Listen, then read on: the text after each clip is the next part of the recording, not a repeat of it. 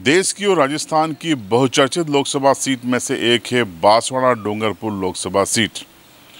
और यहाँ पर इस बार देश और राजस्थान की निगाह इसलिए है कि यहाँ पर मुकाबला भारत आदिवासी पार्टी, जो कि 8 महीने पुरानी पार्टी है, उसके एमएलए राजकुमार रोत और लंबे समय से बांसवाड़ा जिले की राजनीति में सक्रिय रहे, बांसवाड़ा डूंगरपुर के सांसद भी रहे, कांग्रेस के कद्दावर नेता रहे, मंत्री रहे, महेंद्र सिंह मालवी, जो कि अब बीजेपी में हैं और बीजेपी से उन्होंने चुनाव लड़ा है, उनके बीच में हैं। और यहाँ पर कांग्रेस, ये जो बांसवाड़ा डूंगरपुर लोकसभा सीट का ये चुनाव है 18वीं लोकसभा का, ये बांसवाड़ा डूंगरपुर के साथ साथ राजस्थान की राजनीति के लिए भी काफ़ी अहम चुनाव माना जा रहा है। विस्तार से आपको बताऊंगा, वीडियो में अंत तक बने रहिएगा। पहले मुकाबले को लेकर बात कर लेते हैं, फिर आपको बताएंगे कि क्यों राजस्थान की राजनीति के लिए ये चुनाव अहम है। मुकाबले की बात करते हैं तो डूंगरपुर जिले की 84 विधानसभा से एमएलए बड़े अंतर से जीते थे राजकुमार रोत। एक फायर ब्रांड नेता हैं, आदिवासियों की आवाज़ माने जाते हैं। जयपुर में विधानसभा में आदिवासियों के हक में इनकी आवाज़ गूंजती है और युवाओं में, खासकर आदिवासी युवाओं में, उनको लेकर दीवानगी है। और जहां वो जाते हैं तो कम से कम सैकड़ों सेल्फियां उनके साथ युवा लेते हैं और जोश युवाओं में आ जाता है। आदिवासियों के हक, अधिकार, संवैधानिक अधिकार, जन जंगल ज़मीन की वो बात करते हैं और भील प्रदेश को लेकर खासे मुखर हैं राजकुमार रोत। और भारत आदिवासी पार्टी ने 8 महीने पहले अपने गठन के बाद, जब विधानसभा चुनाव 6 महीने पहले हुआ, तब राजस्थान से 3 एमएलए उनके चुने गए। उसमें से राजकुमार रोत सबसे ज़्यादा वोटों से जीते और फिर से विधानसभा में दहाड़ने लगे।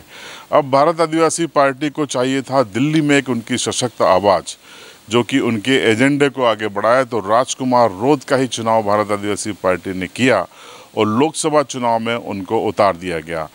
भारत आदिवासी पार्टी की आंधी जिस तरीके से बांसवाड़ा डूंगरपुर इलाके में चल रही थी, कांग्रेस बैकफुट पर आई। कांग्रेस ने अपना उम्मीदवार तो घोषित किया, लेकिन लास्ट में विड्रॉ भी कर दिया, लेकिन बी फॉर्म भी दे दिया। नतीजा, वो उम्मीदवार मैदान में रहा, लेकिन कांग्रेस संगठन ने घोषणा की कि वो भारत आदिवासी पार्टी के साथ में है। तो एक तरीके से साझा कैंपेन इंडिया गठबंधन का यहाँ पर चला। और दूसरी तरफ महेंद्रजीत सिंह मालवी थे, वो कभी हेलीकॉप्टर से प्रचार कर रहे थे तो कभी अपने पुराने संबंधों के आधार पर, प्लस मोदी का चेहरा और मोदी की गारंटी के आधार पर लोगों से वोट मांग रहे थे। वो बांसवाड़ा रतलाम रेलवे लाइन के नाम पर वोट मांग रहे थे, वो बड़े बड़े डैम के नाम पर वोट मांग रहे थे, पुराने संबंधों का हवाला दे रहे थे। महेंद्रजीत सिंह मालवी की सियासत के लिए भी ये चुनाव खासा अहम है, क्योंकि अगर इस चुनाव में वो हार जाते हैं, चूँकि कांग्रेस और बीजेपी दोनों बताया जाता है कि उनसे खपा रही है, क्योंकि कांग्रेस इसलिए क्योंकि उन्होंने कांग्रेस को धोखा दे दिया, ऐसा कांग्रेसियों का मानना है। और बीजेपी के कई लोग इसलिए खफा रहे क्योंकि उनके हक पर उन्होंने डाका डाल दिया। तो चर्चा है कि अंदर खाने बहुत कुछ हुआ है, लेकिन मोदी का चेहरा, मोदी की गारंटी के साथ महेंद्रजीत सिंह मालवी का जो राजनीतिक इतिहास है 4 दशक का, वो कितना काम करता है, ये 4 जून तय करेगा। इसलिए सबसे रोचक मुकाबला यहाँ माना जा रहा है। कड़ी टक्कर राजकुमार रोत ने महेंद्र सिंह मालवी को दी है। यहाँ पीएम मोदी की सभा करवानी पड़ी बांसवाड़ा में बीजेपी को, टक्कर इस कदर यहाँ पर दी गई थी। तो ये तो हमने आपको बताया कि ये अगर दिल्ली राजकुमार रोत पहुँच गए तो फिर राजस्थान की आदिवासियों की आवाज़ दिल्ली में गूंजेगी। महेंद्र सिंह मालवी अगर वहां पहुंच गए तो उनका राजनीति में एक तरीके से कम बैक होगा, नई पार्टी के साथ, नए तरीके के साथ। तो ये तो 4 जून का नतीजा तय करेगा। आपको बता दें करीब 7 से 8 राउंड के आसपास यहाँ बांसवाड़ा डूंगरपुर सीट पे भी तय हो जाएगा कि कौन दिल्ली जा रहा है, आदिवासियों की आवाज़ राजकुमार रोत या फिर एक बड़े कारोबारी, एक बड़ा प्रोफाइल महेंद्रजीत सिंह मालवी।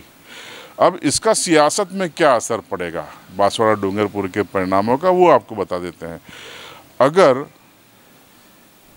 राजकुमार रोत दिल्ली पहुंच जाते हैं इस चुनाव को जीतकर, तो जैसा कि राजकुमार रोत की वॉइस है, वो आदिवासियों के हक अधिकार की है, वो दिल्ली में गूंजेगी, वो संसद में गूंजेगी। और एक 8 महीने पुरानी पार्टी आदिवासियों के हक अधिकार के लिए सरकार को झकझोरेगी, सरकार को मजबूर करेगी।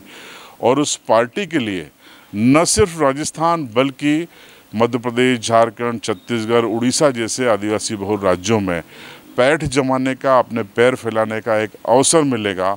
और ऐसे कई लोग जो आदिवासी हक अधिकार, संवैधानिक उनके अधिकारों की बात करते हैं, जो अलग अलग संगठनों में भी हैं, एक राजनीतिक प्लेटफॉर्म के जरिए उन अधिकारों को पूरा होते देखना चाहते हैं, वो भारत आदिवासी पार्टी से जुड़ सकते हैं। इसलिए बांसवाड़ा डूंगरपुर लोकसभा का चुनाव न सिर्फ बांसवाड़ा डूंगरपुर बल्कि राजस्थान में कांग्रेस का विकल्प आदिवासी इलाकों में भारत आदिवासी पार्टी को बना सकता है, और बल्कि पूरे देश में एक आदिवासियों को की आवाज़ को एक पार्टी मिल सकती है, एक चेहरा मिल सकता है।